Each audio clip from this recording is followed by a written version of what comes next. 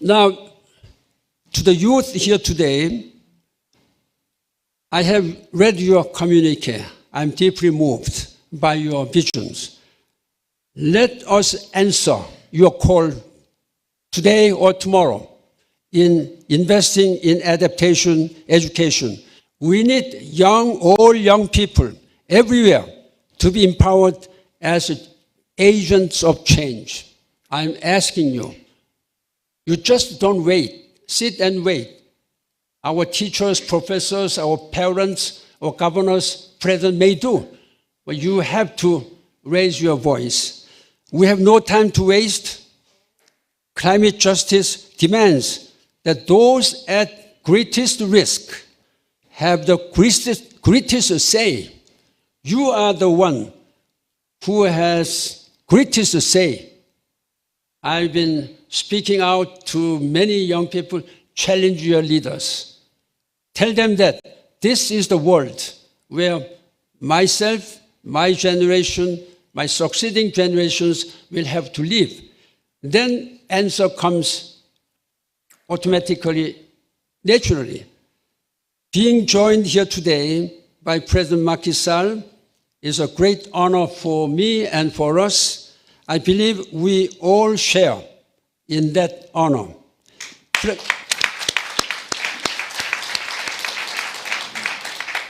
President Macky Sall, among your many accomplishments, you have also championed climate adaptation like no other African leaders.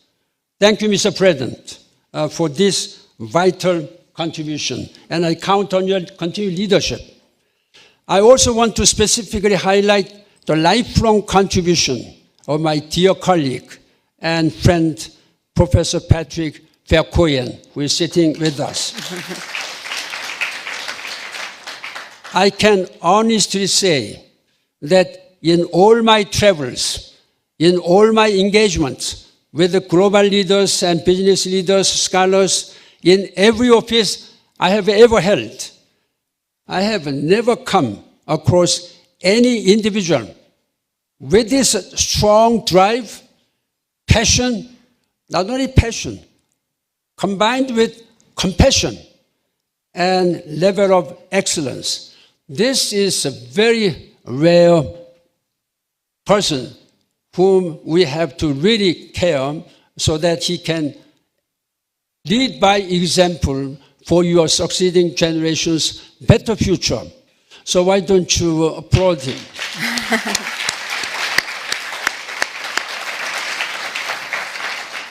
I have full confidence that both of you, President Macky Sall and Professor Verkooyen, working together will deliver incredible results for climate adaptation for Africa and rest of the whole world.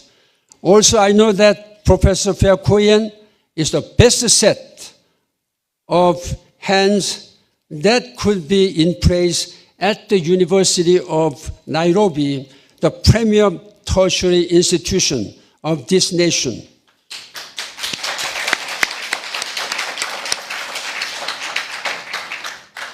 Dear youth leaders, dear friends, let us stand and act and build together.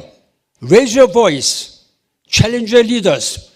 You have prerogative to challenge your leaders. Tell them that, as I said, this is the world where my and my succeeding generations will have to live. Make sure that this world is environmentally sustainable. Environmentally sustainable. That's their political responsibility. You don't have any political responsibility now. I don't have either. I was having political responsibility. I will continue my best effort, and let us work together to realize a better future for all. That is what you are here today. I wish you all the best. Thank you very much. Asante sana. A big applause for His Excellency Ban Ki-moon, the former Secretary General of the United Nations. A big applause, please.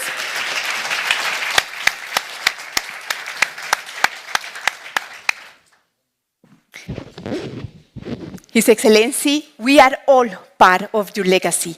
Thank you very much for your leadership. And we are in this intergenerational dialogue, and I want to welcome another leader, an African leader. He is His Excellency Macky Sall, the fourth president of Senegal. Excellency, you have played several roles, not only in Africa, but also around the world. And we are completely honored that you are also part, learning from the philosophy of Africa in the family of GCA. It is an honor to have you here. Please join with a big applause to His Excellency Macky Sall.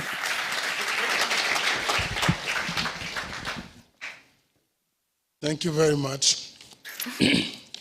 Yes. Your Excellency, Secretary General Ban Ki-moon, it is all time my honor and my privilege to share with you occasion to communicate with this young generation.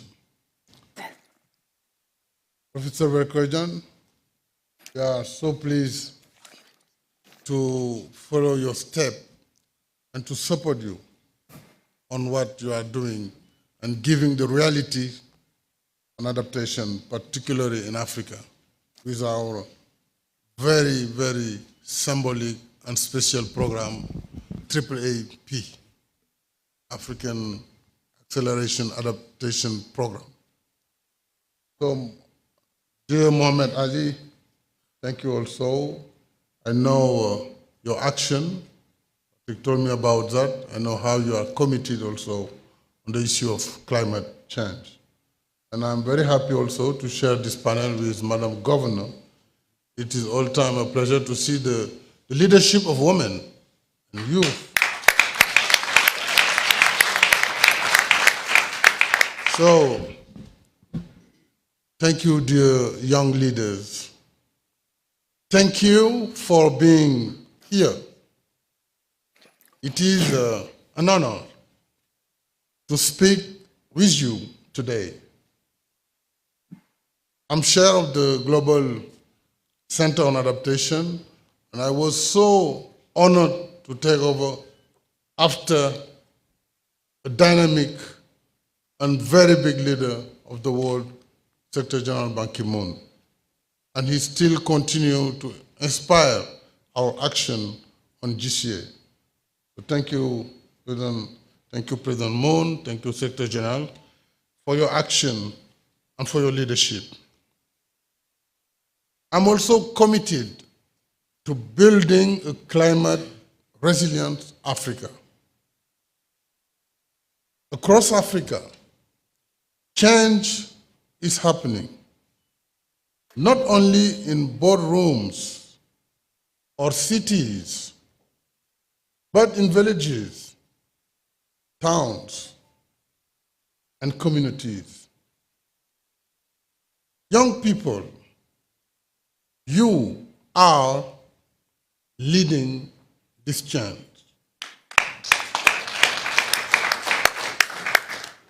You know your land. You know what you need. You know your future, our future, the future of the planet. When I look at Africa's youth, I feel hope. You are already working as young entrepreneurs, farmers, engineers, and climate leaders. Your ideas in this communique with the 8-point, the plan with 8 points, we will certainly at GCA walk around and share this plan with the leaders in the next AU Summit on Climate during the General Assembly in September in New York and during the COP30 in Belém, Brazil.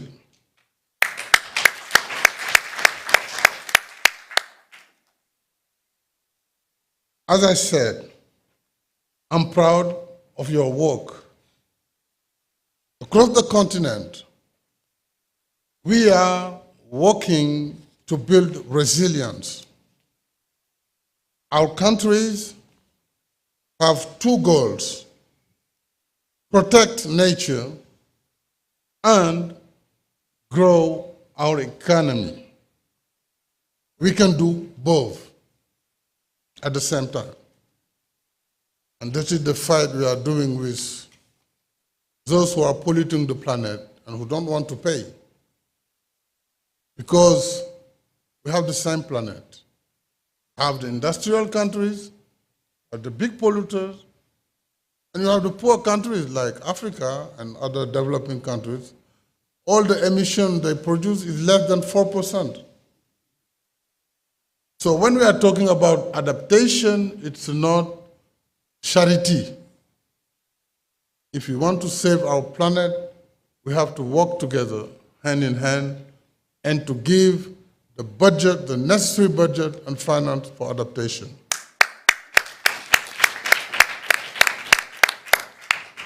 Through the Africa Adaptation Acceleration Program, we help shape $1 billion in resilience development finance in Kenya only.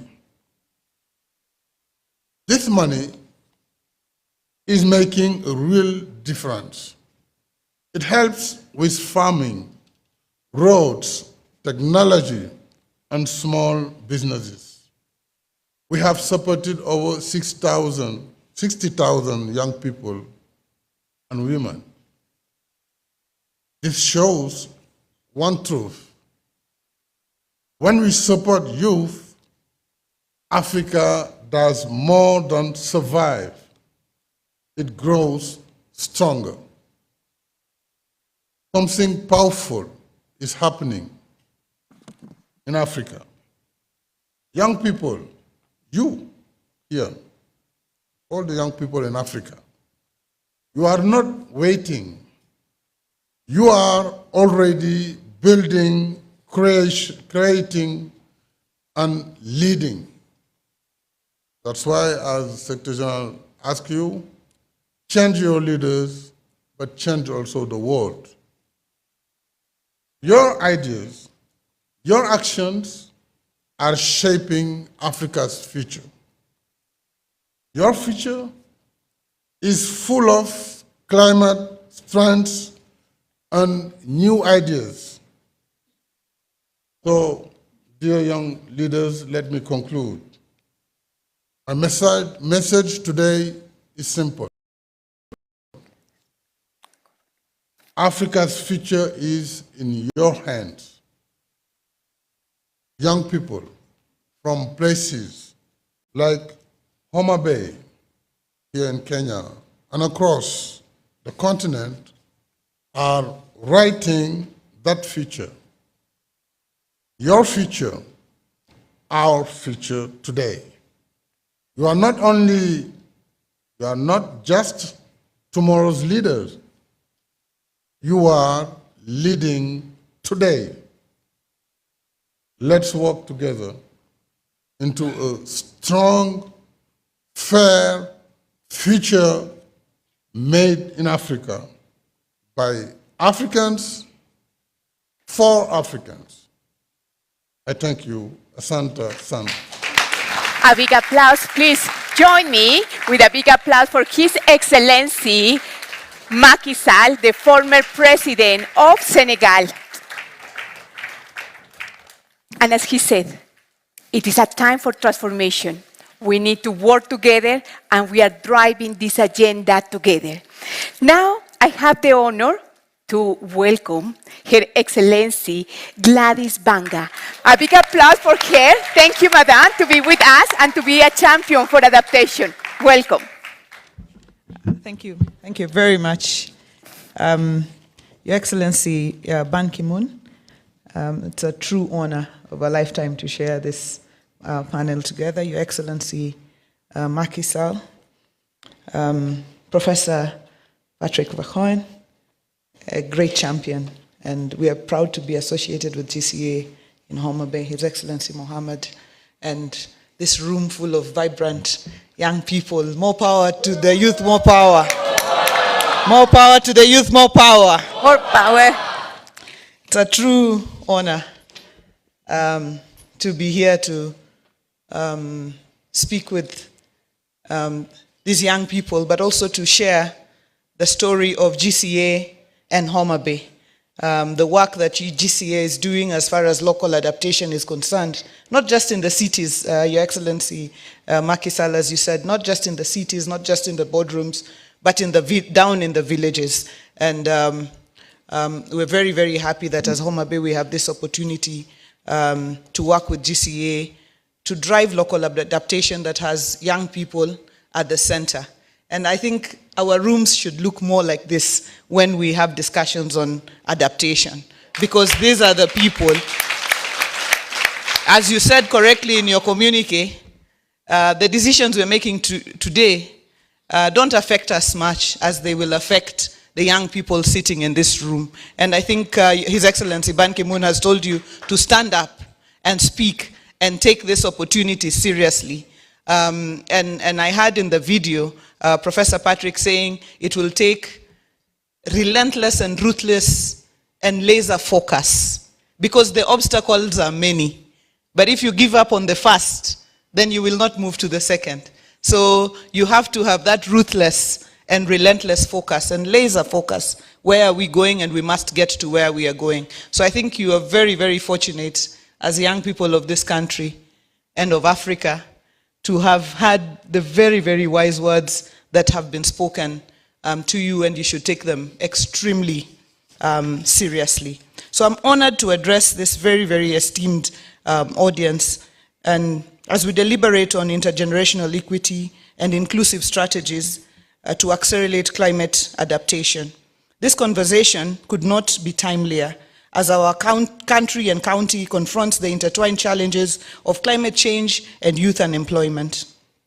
Homa Bay is recognized as the Lake County, and we host 80% of Kenya's Lake Victoria. Kenya has 6% of Lake Victoria, and 80% of that is in Homa Bay. Homa Bay has been adversely impacted by the catastrophic consequences of climate change. The rise of the lake water levels has resulted in loss of human life and destruction of property and infrastructure, as evidenced by the recent events in a place called Sindo, where we lost 4 lives and over 1,000 homes and a lot of property. Climate change adaptation for Homa Bay is an urgent life and survival matter. We remain steadfast in our aspiration to see Homa Bay evolve into a vibrant, sustainable city within the next decade, with climate-smart infrastructure as the underpinning principle. It is an ambitious, yet fully attainable vision for a county rich in resilience and potential. Indeed, our name is the County of Endless Potential. To realize this vision, we must engage in deliberate climate-smart development planning that addresses today's climate risks while safeguarding the lives and livelihoods of generations to come. It is with this conviction that over a year ago, and with the invaluable support of the Global Center on Adaptation and Akiba Mashinani, which has worked with GCA here in Mukuru, together with Tom Mboya University and under a partnership with the United Cities and Local Governments of Africa, we launched what we believe is Kenya's first climate resilience, locally led municipal, local, physical, and land use development plan, known as the Locally Led People's Adaptation Plan. What makes this process truly groundbreaking is that it put the poorest and most vulnerable communities, including the youth and women, at the center, beginning with informal settlements of Makongeni, Shauri Yako, and Sofia. We did not speak for the people. We worked with them to define their vision of a climate-resilient future.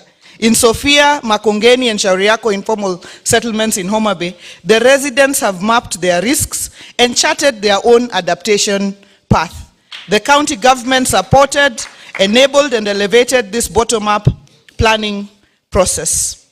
Upon assumption of office as governor of Homa Bay, guided by the principle of a people-centered government, I put in place robust mechanisms for people's participation through the village cluster model of public participation. The locally led People's Adaptation Plan that we have worked on together with GCA aligns with our public participation model. Our motivation was clear: to build Homa Bay as a sustainable urban center, firmly rooted in local realities, shaped by local voices. Located on the shores, as I have said, we are on the shores of Lake Victoria, and we are rapidly urbanizing. We have come to the recognition that we must deal with this rapid urbanization, just like many cities across Kenya. But unlike many, we have chosen to confront the risks of urban poverty, exclusion, and environmental vulnerability head-on through a plan created by the people, for the people. This urban transition presents us with a rare opportunity to steer growth in a way that is just, inclusive, and resilient. Through the People's Adaptation Planning process, we conducted deep consultations, trained local NGOs in data collection, executed household enumerations, and mapped communities. Each informal settlement now has a detailed situational analysis. A rapid climate risk assessment for Homa Bay municipality was completed to guide the adaptation priorities. Notably, youth from the community and students from Tomboya University played a pivotal role, ensuring robust data and building skills that will sustain this process for years to come. We need to extend this planning to other municipalities of Kendu Bay, Oyugis, Mbita, and Diwa. Ladies and gentlemen, Your Excellencies, during the planning process, numerous validation forums were held at the settlement level and at the county level so that the voices of Homa Bay residents could shape the future of their municipality.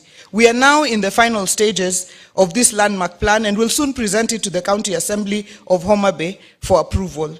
Its implementation is already aligned with ongoing programs such as the African Development Bank, Kenya National Urban Water and Sanitation Program. Our main request as we engage in today's forum is to continue to get both technical and financial support for implementation of this plan that we will be able to develop. In addition to the ongoing Homa Bay Municipality People's Adaptation Plan, we request GCA for further collaboration on a 5-year program to prepare people's adaptation plans for all the municipalities and communities along the lakefront, including the islands that are adversely affected by climate change. In conclusion, we look forward to great conversations and partnerships and welcome you all to visit Homa Bay, and we're happy that Patrick will be with us next week in Homa Bay, next Monday. And we welcome you all to get an opportunity to visit the County of Endless Potential in Homa Bay. Thank you very much. Asanteni sana. A big applause. Please join me with a big applause for the Governor of Homa Bay, for her leadership, and for promoting locally led adaptation solutions. Now we move forward. You know, this room is full of energy, is full of people that are passionate, are driving adaptation solutions. Now we have a new champion. I am honored to welcome His Excellency Mohammed Ali. You know, the first time ever that an African country hosted an African summit was here in Kenya 2 years ago. And I have the honor to welcome His Excellency Ali, who was part of this amazing leadership and achievement. A big applause. Please join me with a big applause. Thank you very much. Thank you very much, Your Excellency, President Macky Sall, Chair of Global Adaptation, Center for Adaptation, Your Excellency, former Secretary General Ban Ki-moon, Your Excellency, Madam Wanga, who is the Governor of Homa Bay, a good friend, Patrick, who is the CEO of GCA. It's really a great honor to share the podium with you, Your Excellency, Mr. President and Mr. Secretary General. You have a long history of working for the world and for Africa on matters of climate change, as has been said. Let me join other Kenyans and His Excellency President Ruto for honoring you for the exemplary work that you've done over the years and awarding you the greatest honor of our country yesterday, GCH. Your Excellencies, I want to thank you also. I want to thank GCA for recognizing the potential of this country and bringing the dual headquarters of this global entity, Global Center for Adaptation here in Nairobi, where His Excellency yesterday also did the groundbreaking. And I think you have made the wise decision by moving, or rather duplicating the headquarters from Rotterdam in the global north to Nairobi in the global south. Because indeed, where adaptation is most needed is here in the global south, and especially so here in Africa, where the most vulnerable communities and impacts are felt on matters of climate change. We've listened to the young people, and really it's a great honor also to see a number of old friends. I recognize the Vice Chancellor of Nairobi University, Her Excellency, thank you very much for coming. It's great. I also recognize my former minister here, and many other friends and colleagues who we have worked together, and many young faces and many young people.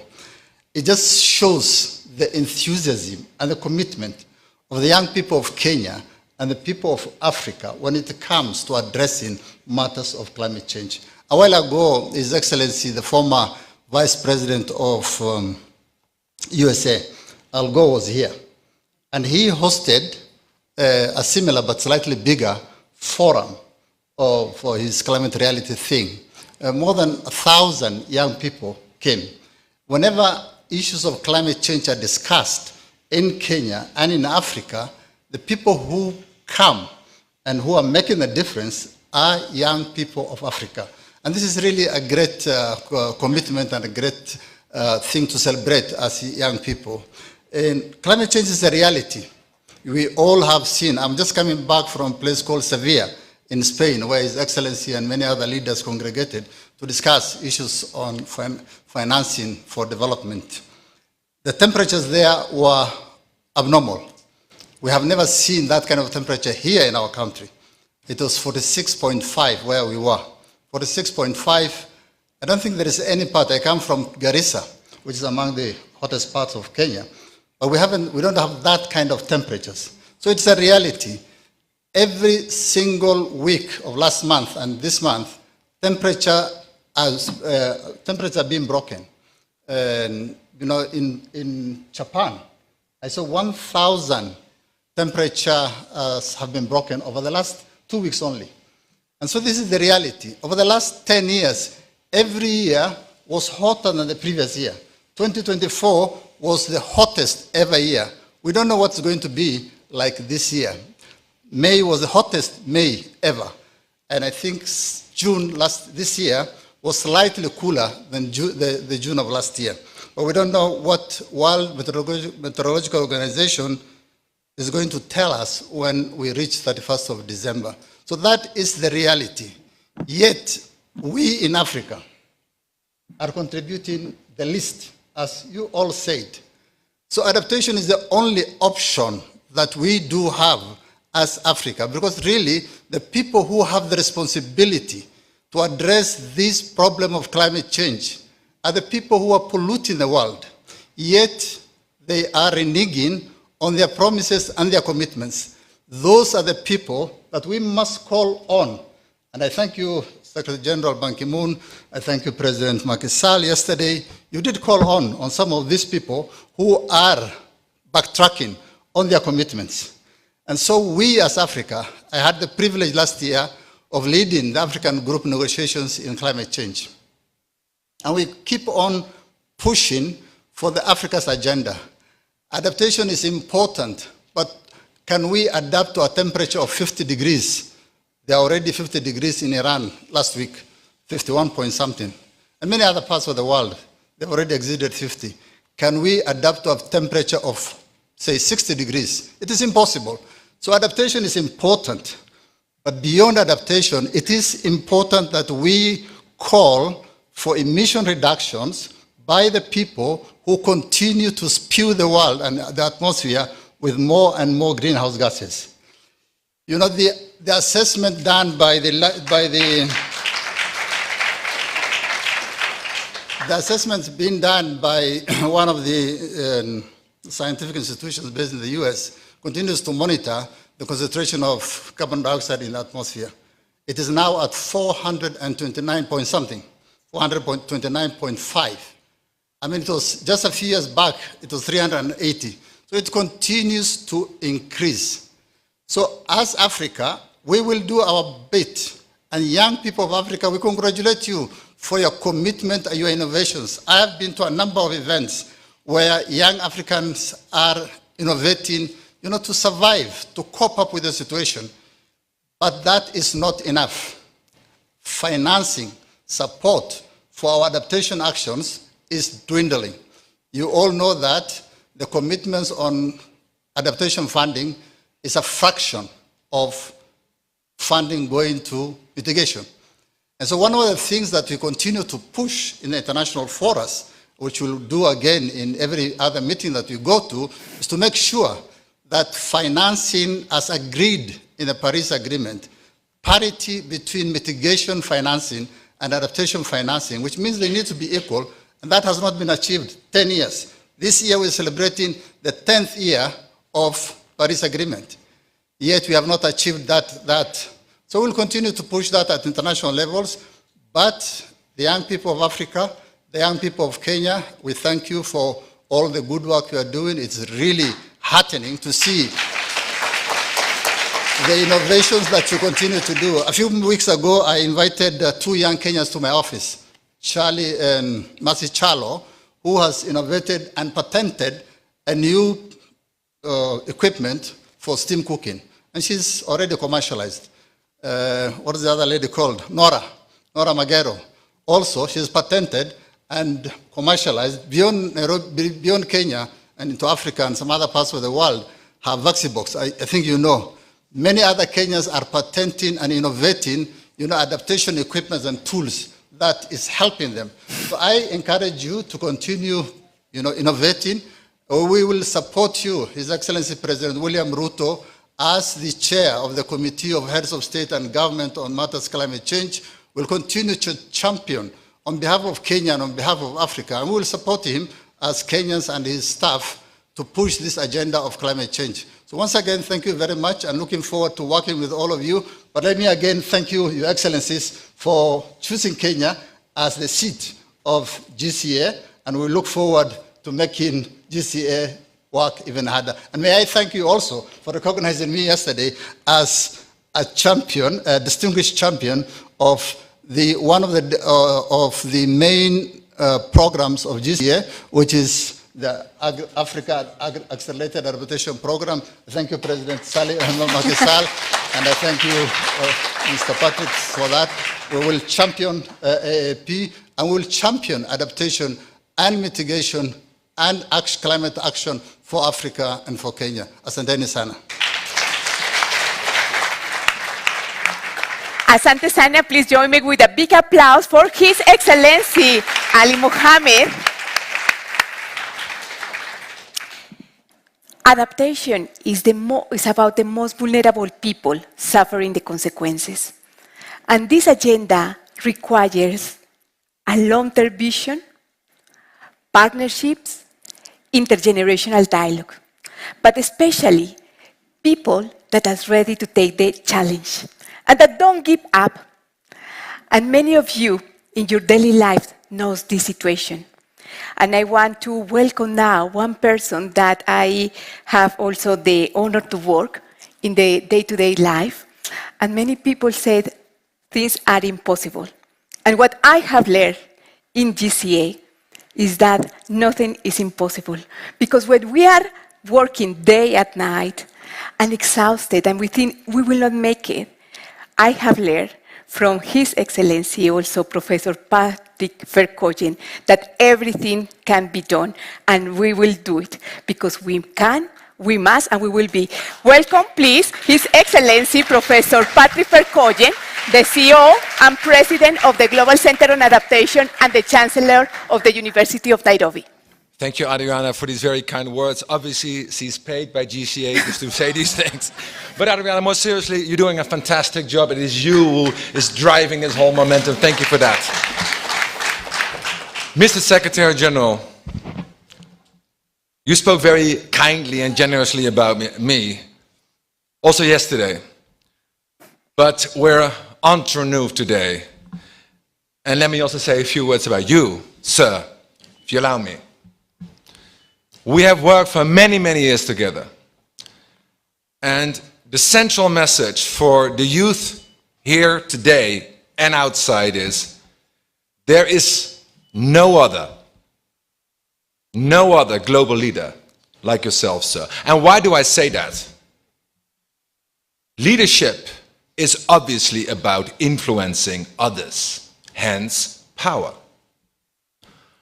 But leadership is also about moral integrity.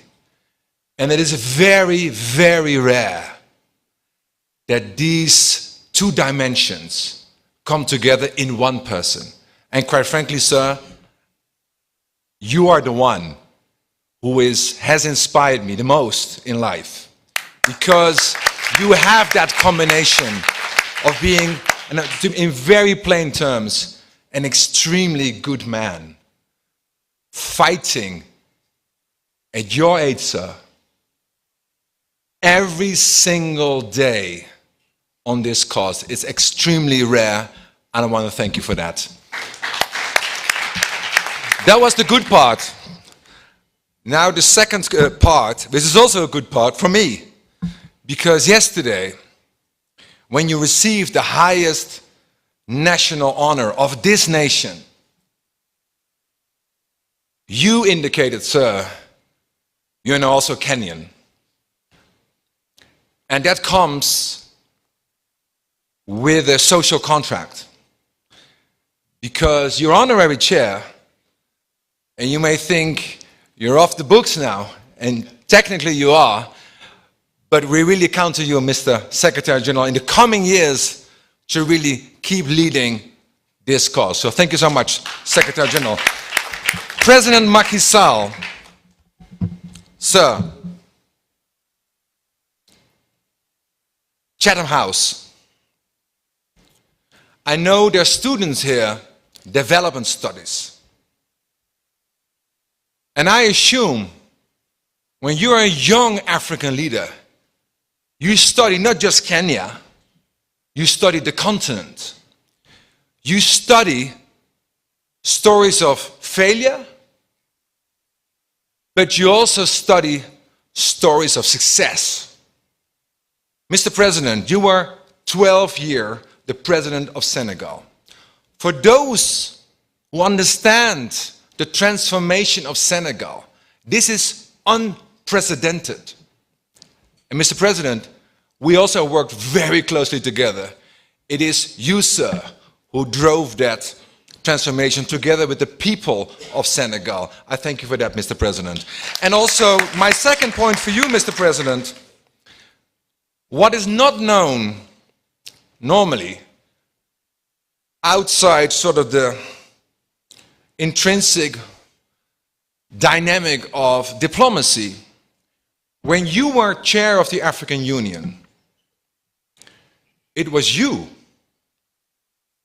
personally, who created the seat for Africa in the G20. It was you, Mr. President, because of your choice. I was in your office where you said the Africa Adaptation Acceleration Program is the largest program in the world. Will be Africa's program. But it's very easy to say, but if a program is not funded, so you took the bold step. It has never, think about it, it has never happened in global diplomacy, where you, as chair of the African Union, with your fellow leaders, you said, I'm not waiting. I'm coming myself to the global north, which you did during the Africa Adaptation Summit, which you chaired, Secretary General, to claim your stake of Africa. This is unprecedented, and this is the aspiration you provide for the continent. And I'm deeply grateful for your role as chair of the Global Center on Adaptation. Ali Mohammed, we are friends for many years. I suspect we are both getting old, including myself. And I know, like you, on Monday, I was locked into the hotel because of, let's call it like this, frustration, right? Frustration. But what is not known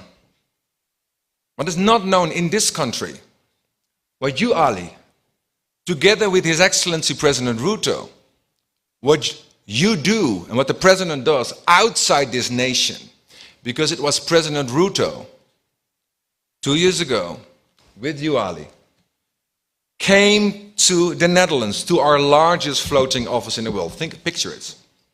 The President comes to the floating office, and I had the honor receiving him.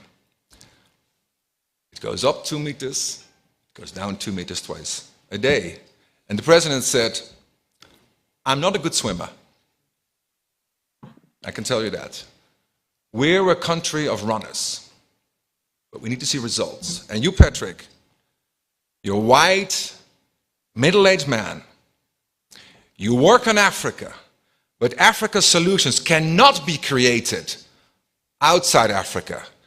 Africa's solutions need to be created inside Africa. So my instruction to you, Patrick, make it work that the Global Center on Adaptation comes to Africa, but not, he said, as a subsidiary. No. Yesterday, for those who watched it, it was historic. It was the first time that an international organization has now a dual headquarter on an equal footing. South-north, north-south. And that's thanks to you, Ali, for doing the diplomacy behind it. Governor Gladys, your reputation speaks volumes.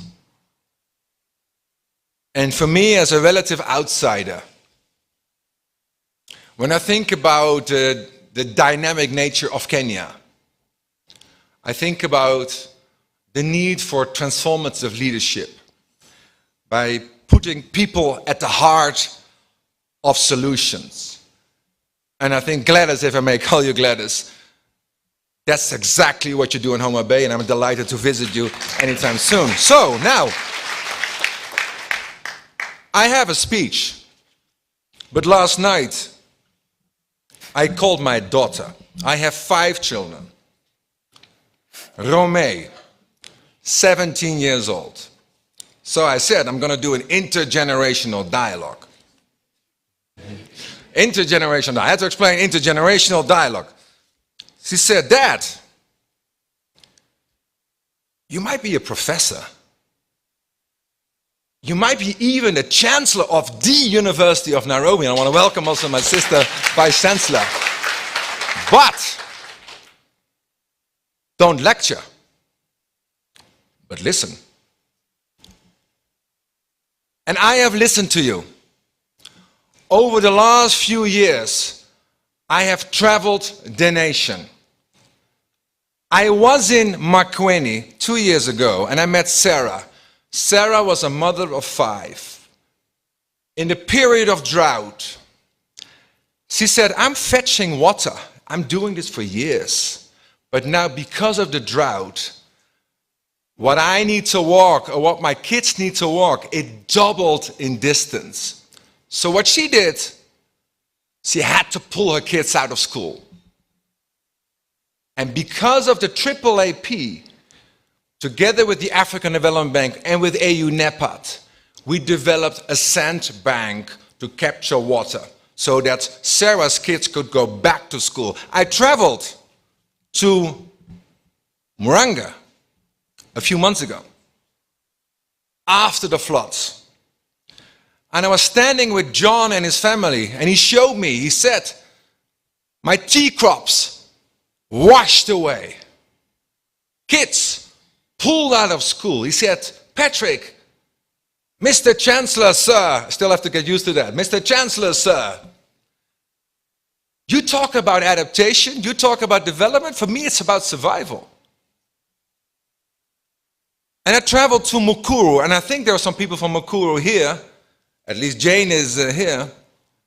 And Secretary General, you and I were there. You mentioned all your travels across the globe, from the Atlantic to the Pacific, from the Pacific to the Caribbean. But you've been to Mukuru.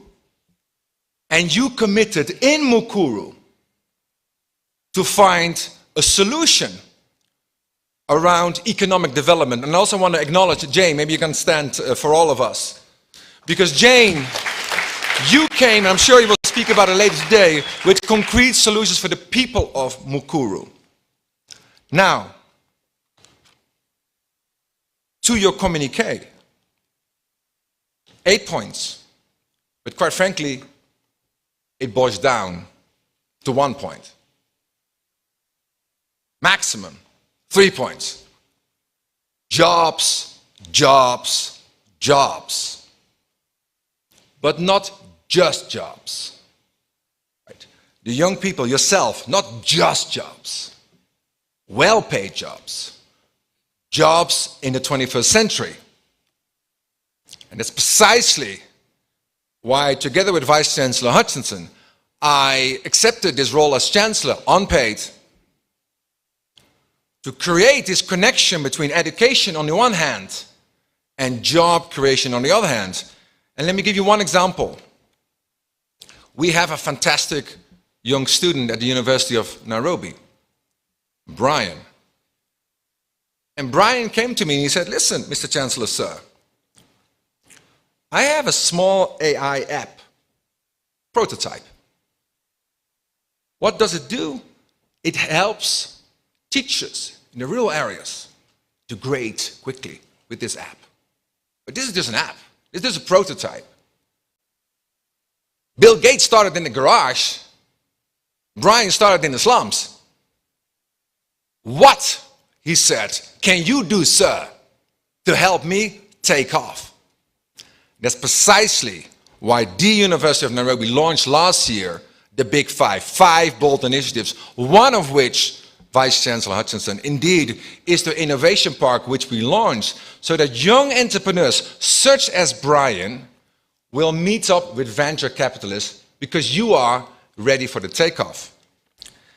And Secretary General, indeed, Brian, and indeed, Secretary General, you and I met with Yvonne in Cameroon.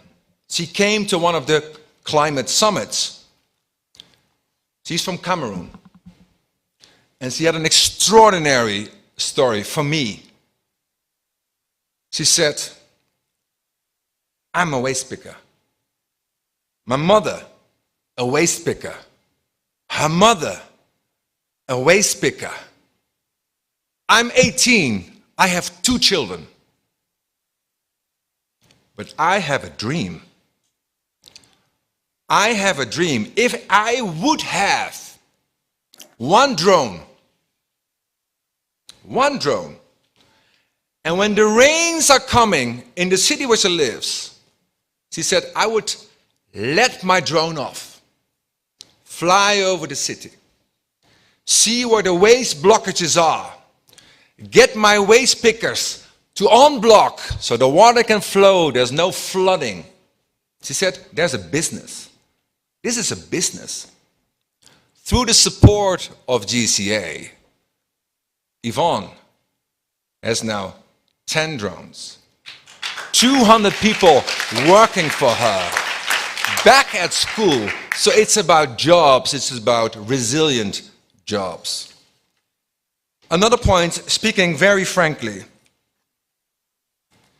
I am from the other side, from the global north. Yes, I'm Chancellor here, but intrinsically, I'm from the global north. And in the Netherlands, we hosted the NATO summit 2 weeks ago. I'm sure you saw that, right? All these tweets flying around.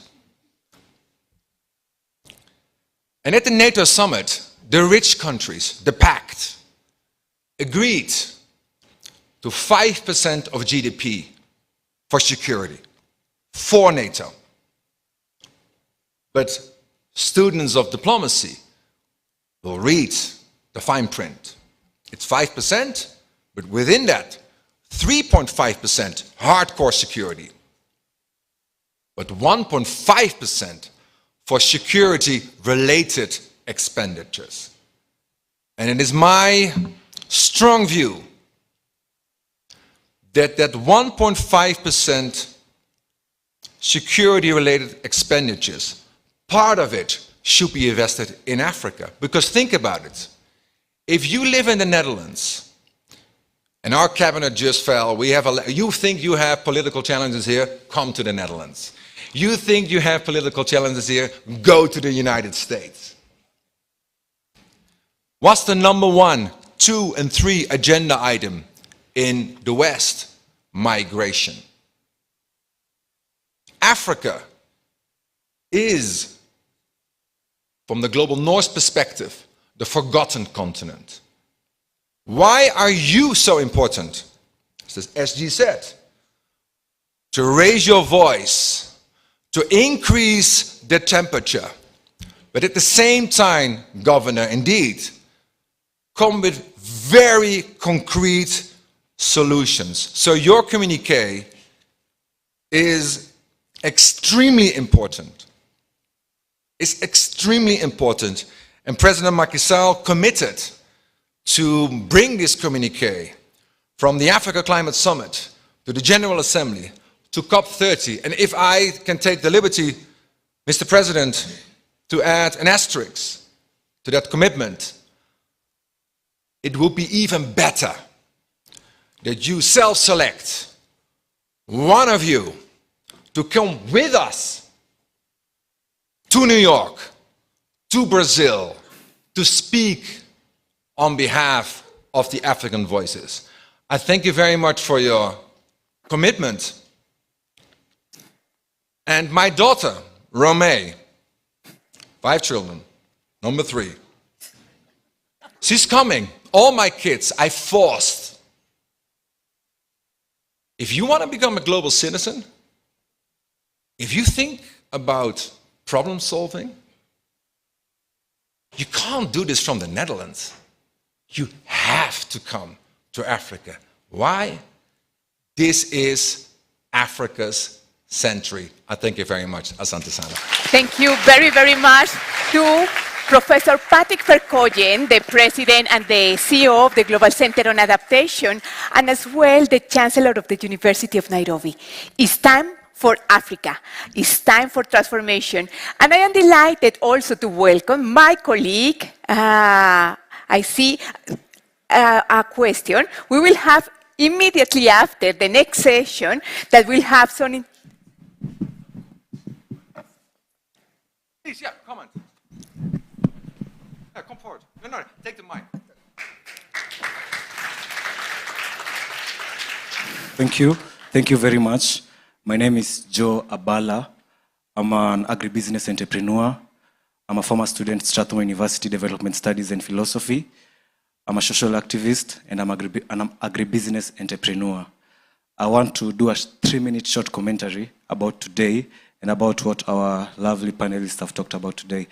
And to His Excellency Ban Ki-moon, the 8th UN Secretary General, to His Excellency the 4th President of Senegal, President Macky Sall, to Her Excellency the Governor of Homa Bay, Gladys Wanga, to His Excellency the President and the CEO of Global Center on Adaptation, and the Chancellor of the University of Nairobi, Professor Patrick Verkooyen, and to His Excellency the Special Envoy to the Global Center on Adaptation, Honorable Muhammad Ali. And ladies and gentlemen, good afternoon. Afternoon. I'll be very brief, and I want to start with your remark, Professor Verkooyen, that you said, we Kenyans think that we have political problems, but we've not seen the Netherlands, we've not seen the United States. I found that statement very hurting to me as a very young Kenyan, because you even said on Monday you said you were stuck in your hotel room. Yes, that's true. This country was on a total shutdown. And it was intentional because we are not being heard. That's the bottom line. We are not being heard.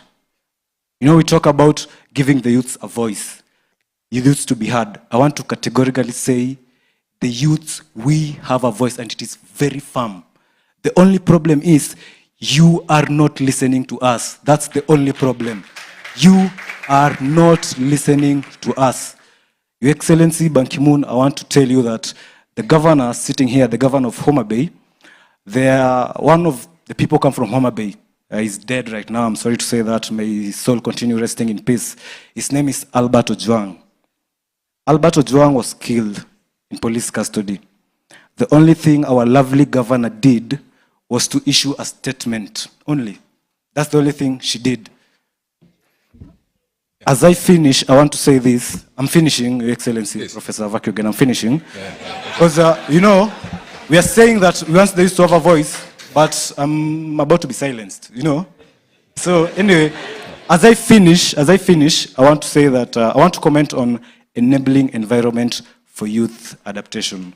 For youth adaptation to be there, we need to have an enabling environment. We need to have structures, we need to have policies, we need to have mechanisms that will ensure this youth for adaptation that you're talking about is actually taking place. And it's not only on papers. With that short remarks, I have a lot to say, but with those short remarks and for the respect of the event, allow me to sit down. Thank you so much. Okay. Very well spoken indeed. And just for the record, no one is being silenced here. We are listening because, but, there is a but. We at the Global Center on Adaptation, we are razor focused. Meaning, there is a conversation for any topic at the right time, at the right place. So I call upon you to focus today on what you can influence in this boardroom. And in this boardroom, we are committed to carry your vision for transformation on the continent, on jobs, on education, on voice, point 6, on women empowerment, on locally led adaptation. That is your central message. And I hope and I call upon you that today's event will be in the spirit of forward-leaning, inclusive, respectful, practical, and razor focus. So thank you very much indeed. Thank you very much. And we continue with this conversation about adaptation, adaptation solutions, and also why the locally led adaptation plays a crucial role. I am delighted to welcome my colleague, Anju Sharma. She is leading the locally led adaptation program at the Global Center on Adaptation, and we will continue with an exercise of questions and responses. Then, join me, please, with a big applause for my colleague, Anju Sharma. Thank you, Adriana, for that introduction. Excellencies, distinguished guests, ladies and gentlemen, I'm aware that you, Excellencies, you have a pressing appointment soon, so I'm not sure how much time you'll have. Should we continue? We're here, we're supposed to leave now, but we're here for another 25 minutes. Okay, excellent, thank you. Now, on that, yeah. We do this short, yeah. And then we listen to the Okay, thank you. So, I mean, actually, we've been talking a lot about youth action today, and what we wanted to do during this session is to actually get into the depth of it. What does it mean when we say youth are not waiting, that they are acting? What is it exactly? What's the transformative action that they are bringing to the party, more or less?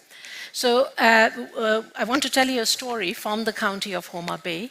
And this was a story, as the governor said, it started about actually 2 years ago when we held a conference for all the mayors and governors of Africa in collaboration with United Cities and Local Governments of Africa. And we called on all the mayors and governors. We showed them the work that had been done in Mukuru, which really showed that when you put planning into the hands of the people, how transformative it can be, how focused it can be on the needs of citizens. So one of the people who answered very quickly was indeed the governor, and she was very interested in doing this process in Homa Bay. So we are following the model of the AAAP, the Africa Adaptation Acceleration Program. We found an AFDB project that could fund the activities of the plan, and we went to Homa Bay to discuss what we should do. And I can tell you that the commitment that was shown by the governor and her team then and since was really nothing short of exemplary and inspirational. So we partnered with Akiba Mashnani Trust, which is the same organization that had done the work in Mukuru, to develop a people's adaptation plan. But what began as an adaptation plan became so much more, because the county recognized that you need to integrate adaptation into development planning, and the county did not then have a land use plan. So they issued a Gazette notification of intention to plan on the 24th of October 2024, and this enabled the plan that we did to become Kenya's first ever climate resilient inclusive municipal development plan. So the plan is rooted in the voices of those who are most at risk. You will hear from them today, and the poorest and most vulnerable residents of informal settlements. And I can confidently say that every household in these settlements were given the opportunity to participate actively in this plan. How was this done, you may ask? And the answer is simple: through an army of young people who were trained to do this. 382 young people from the communities were trained in mapping, numbering, data collection using GIS tools. 20 county officials, and I'm told most of them were also young officials, and 40 students from the Tom Mboya University were also trained in digital and geospatial tools, data analysis. Both the community members and the students were trained in how to then overlay climate risks on top of that, and 23 students were embedded in the county offices as interns. And these young people, they knocked on every single door in the informal settlements that we were working in and spoke to 21,317 households to gather data on socioeconomic conditions and climate vulnerabilities, and to inform the people they were speaking to of the impacts of climate change and to involve them in the planning process. This step was really crucial, not just to collect quantitative and qualitative data, but also to mobilize the community, to help them understand what climate change means, to engage them in the planning process. The importance of this kind of household enumeration, as we call it, in climate resilient urban planning just cannot be understated. It serves not just as a foundation for evidence-based decision-making, the identification and inclusion of the most vulnerable households, and of targeted policy interventions, targeted funding to where it is the most needed, which are the households that are most in need. So they were identified through this process, and it helps to identify at-risk populations, houses where there are women-headed households or informal workers whose livelihoods are at risk. And so the benefits and the impact of the strong foundation, they're really huge and difficult to fully capture in the time that we have. But what is clear is that this community-led, government-supported initiative is a model for true climate justice. It was during, as it was mentioned earlier, it was during His Excellency Ban Ki-moon's time at the UN that the Sustainable Development Goals were adopted and born. And at the core of those goals was the principle of leave no one behind. The effort in Homa Bay brings that principle to life. It shows that when data is democratized and used by the people for the people, adaptation that prioritizes the needs of the poorest and most vulnerable becomes real. Your Excellency Ali Mohammed, as the world continues to grapple with how to define and to measure a global goal on adaptation, Kenya is showing the way.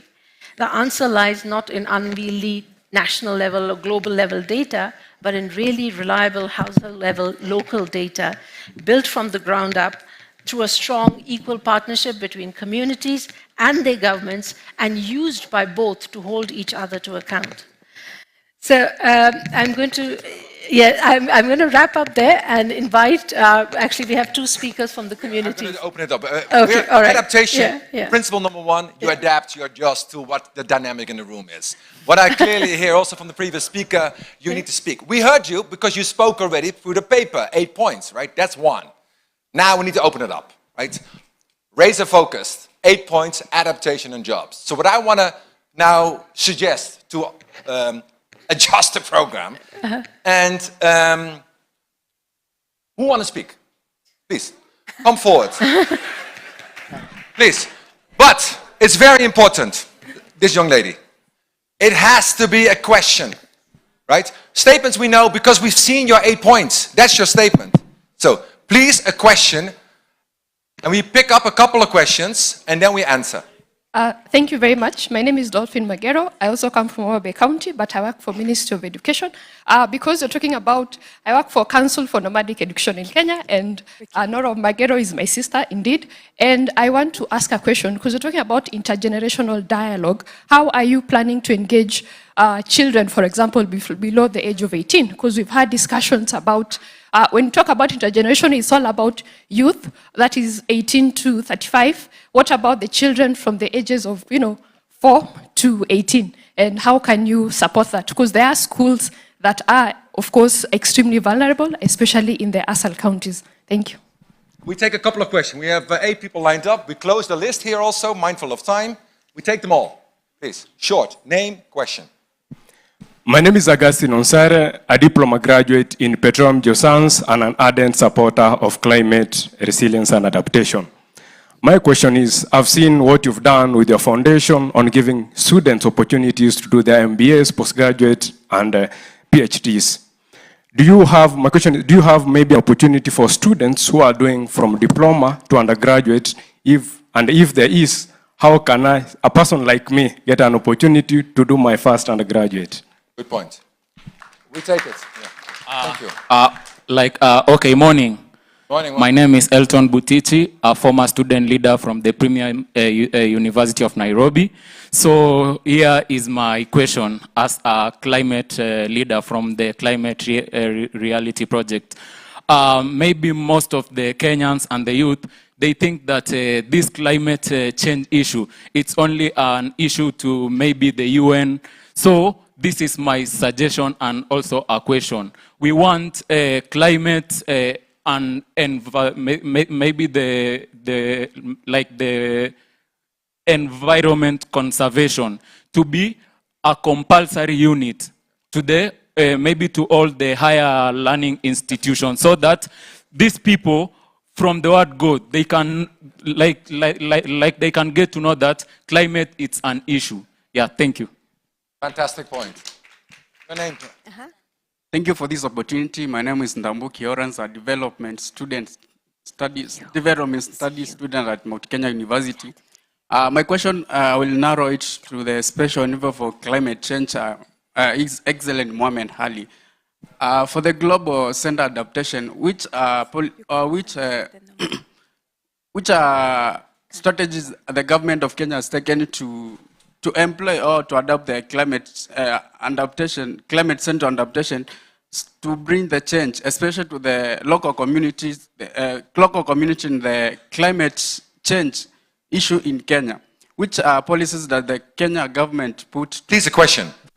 The policies the government of Kenya put to combat the climate change problems in Kenya. The last question is, do we have from the National Council of Climate Change, what maybe after the Africa Climate Summit, which are how far we have gone to the climate change adaptation? Thank you. Good point. Please. The Excellencies and all the protocol observed. Good afternoon. You know, it's very sweet to talk after professors. And I'm very excited and proud to present the University of Nairobi in presence of our able Chancellor, Professor Patrick, and our mom, our beloved mom, Hutchison. And now, because she's here, I would like, because mine is about, I've learned about many things here, and maybe I have something that I'll be taking home today. And so I would wish to request for some very little bit time. I share something with you. And yeah. Go. What do you want to share? Yeah, okay.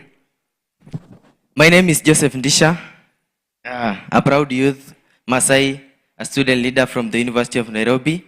And I stand not just as a proud student of literature who believes in power of stories to shape our futures, but a son of the savannah too.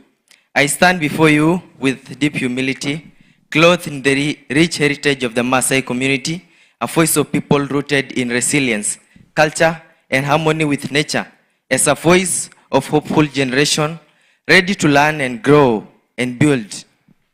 This high-level integrated dialogue is more than a meeting.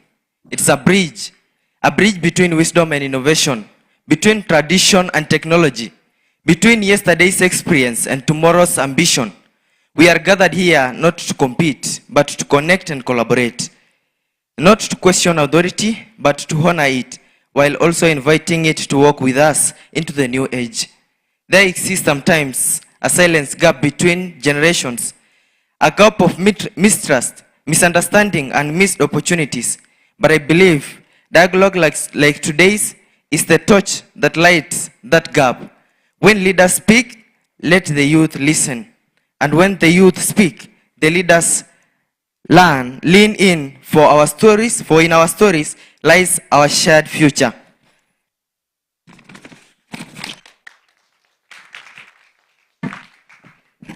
As Charles said earlier, climate change is not a threat coming tomorrow.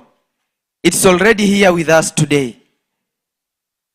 As a pastoralist community member from the Maasai land, I've seen how rains delay, how the rivers dry, how the cattle grow thin. But I've also seen how we Africans are learning to adapt. And how we can learn and adapt is by one, education and awareness. We must educate our communities, especially in rural forums. Let climate literally become part of everyday's knowledge so that people understand why the rains are fewer and why crops are failing and why and what they can do. Another one is about climate and smart agriculture. In Narok and Kajiado, our farmers are learning to plant drought-resistant crops like sorghum and millet.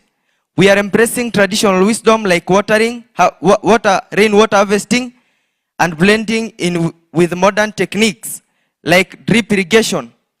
Let us promote agroforestry, planting trees among our crops to conserve moisture and improve soil health. Number 3 is youth innovation. African youths are building solar-powered irrigation skits. Others are turning plastic waste into eco bricks and affordable housing materials. What they need is mentorship, access to green funding, and policy inclusion. Let's unlock their adaptations jobs. Number 4 is about... How many points? How many points? Good points, but how many points? Because you have 8 speakers behind you. Okay, you can just have your seats. No. This is inclusive for just a bit time. No. That goes both ways. Yeah. Okay. Final thought. Oh, yeah, exactly. This is the student of the University of Nairobi. They articulated their visions. Yeah. Your okay. final point, son. Yeah. Okay. Let me just summarize what I have. Yeah. There is green governance and youth participation. Adaptation must be driven from the ground up. Include youth in climate budgeting, county planning, and community dialogues. Why? When youth lead, sustainability thrives. Even in the beadwork I wear today, present a balance with nature. The red for earth, blue for the sky, green for pasture, white for peace. If we lose the balance, we lose our way. Thank you so much. More power to the youth, indeed. So we found our... Thank you so much. We're going to go to the next one. Thank you. You can take your seat. Come. Wait for the next person.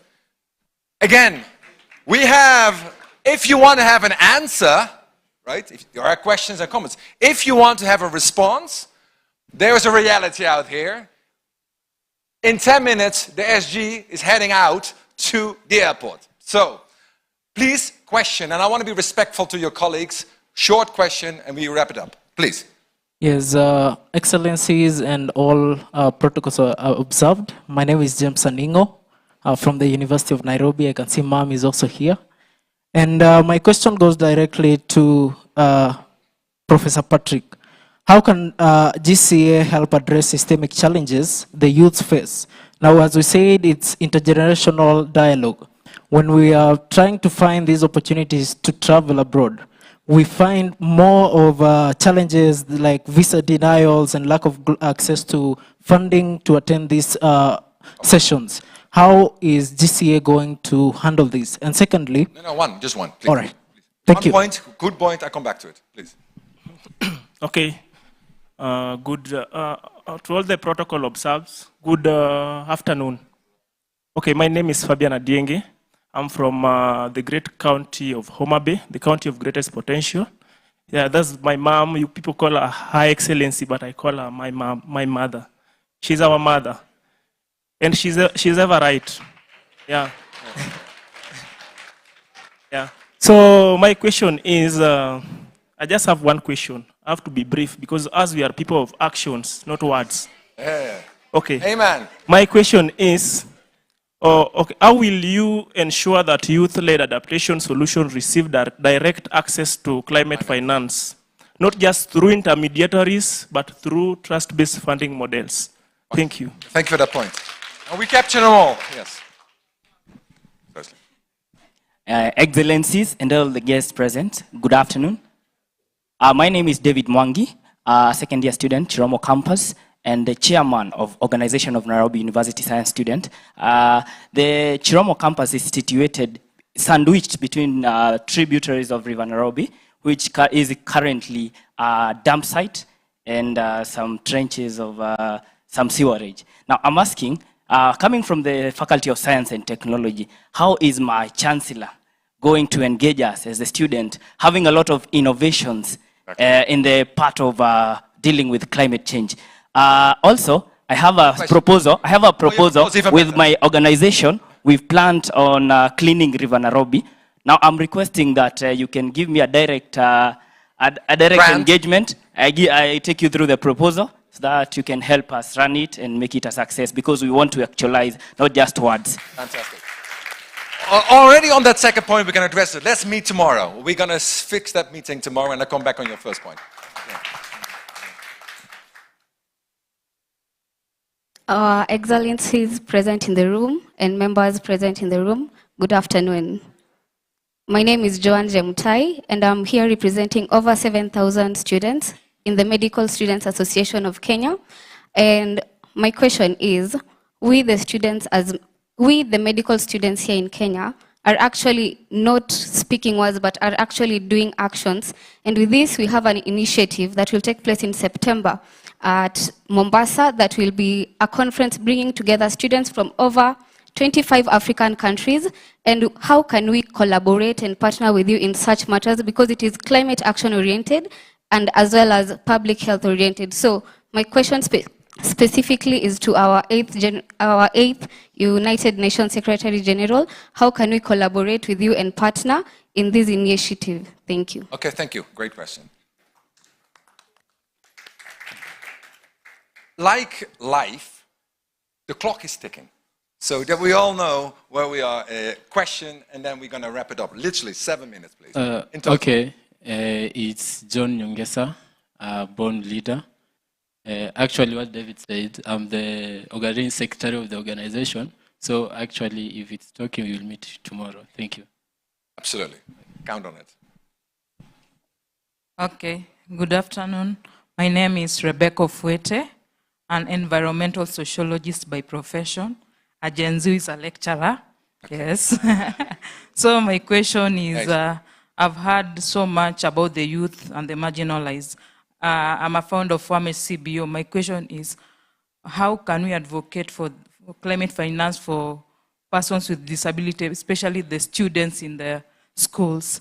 Then I have a proposal to Sankara. We met some last year with the city manager of Kisumu. I request you come back, we continue with the Forest Club, then to Global Center of Adaptation. Yeah. Last year, I advocated for the construction. Question. Yeah, yes, you come to a it's question. a question, yes. Advocated and through the Zero Waste campaign, we were built for a material recovery facility in Kisumu. It's a proposal if you can assist us in running the material recovery facility through the adaptation mechanisms. Thank you. Thank you very much. The last one. Thank you very much. Good afternoon. My name is Tobias Bele. I lead communication and knowledge management at the Kenya Climate Innovation Center. In 5 days, we launched the Youth Adapt Challenge, targeting Kenya, Tanzania, Rwanda, Nigeria, and Ghana. Please apply, 30,000 USD up for grabs, and a chance to be at Belém at COP30. Thank you so much. Yeah. And we're going to stay with us, because many of the questions were about, very understandable, right? Money. I mean, I have an idea, I want to move, where's the money? That's exactly where this fine gentleman is going to lead on. We have a Youth Adapt Challenge. We have, with gracious support and leadership from President Macky Sall and Secretary General Ban Ki-moon, we have allocated a budget within this Africa Adaptation Acceleration Program. We leave in less than 5 minutes, but I think it would be very important that you keep here, explain to all these fine people here how this works. What are the modalities? How do they apply? When is the money flowing? So please, that's one. We're going to come, we open it up a little bit, mindful of time. 2, several of you raised the point of education. I come about the kids' education, but the higher education.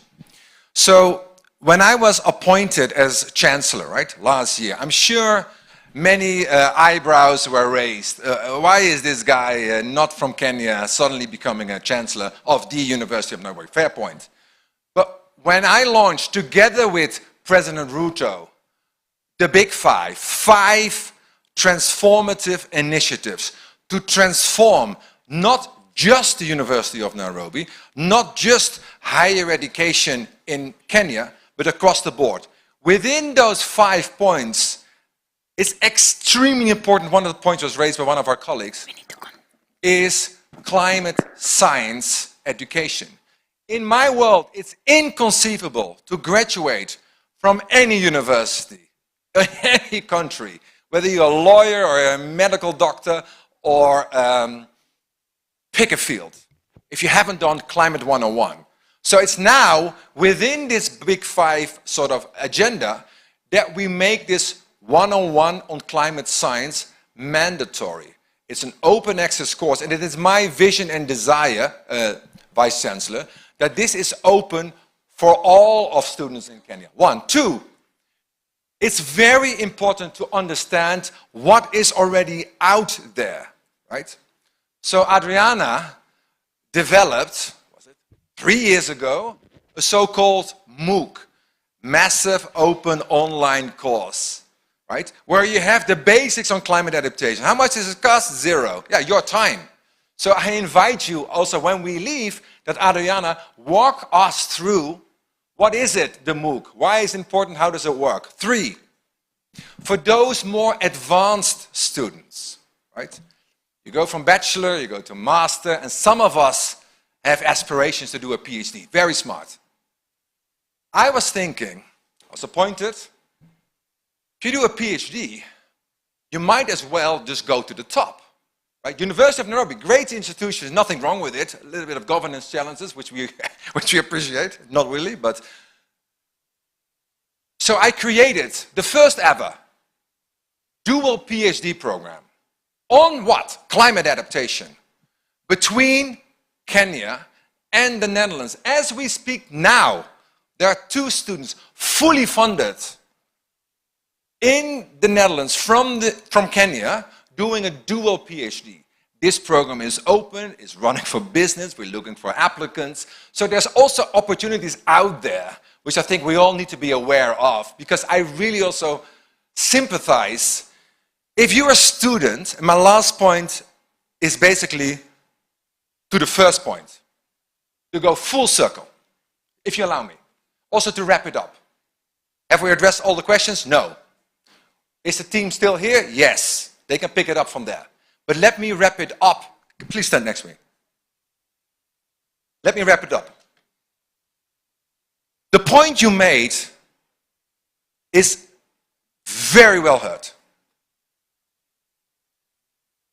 When I launched the Big Five, and I'm going to say something very personal now. I traveled the continent. I come to Kenya. After you, I'm going to give you the floor, Tristan. I travel Kenya. What do I know about Makueni? What do I know about Mukuru? I go, I visit, I get the red carpet treatment, we have nice speeches, and we go. But I'm not completely naive. And this is now also, what's your name again? Joe. This is a point for you, Joe. What I really appreciate from you, that you take the floor and come with your statement head on. But I think it's, again, my point to you, Joe, is it's important to realize what is out there. So, on the Big Five, one point, of course, is about leadership, credible leadership. It's a blah blah story, but I'm from the Harvard Kennedy School, right? The leadership school worldwide. And if you go to Harvard, all these students think, oh, we're from Harvard, we're the best, this and the other. I now know, Vice Chancellor, that the University of Nairobi students, like other students in this country, are on par what's happening at Harvard. I know that. So what we have decided is to set up a leadership institute as a new partnership between the University of Nairobi and Harvard. So my offer to you, Joe, my offer to all of us here in this room is to shape this leadership institute. Because transformation requires co-design, engagement from the bottom up. My final point, if you allow me, Joe. My final point is, I am absolutely, I'm not a pessimist. I am definitely not an optimist. But I'm very determined.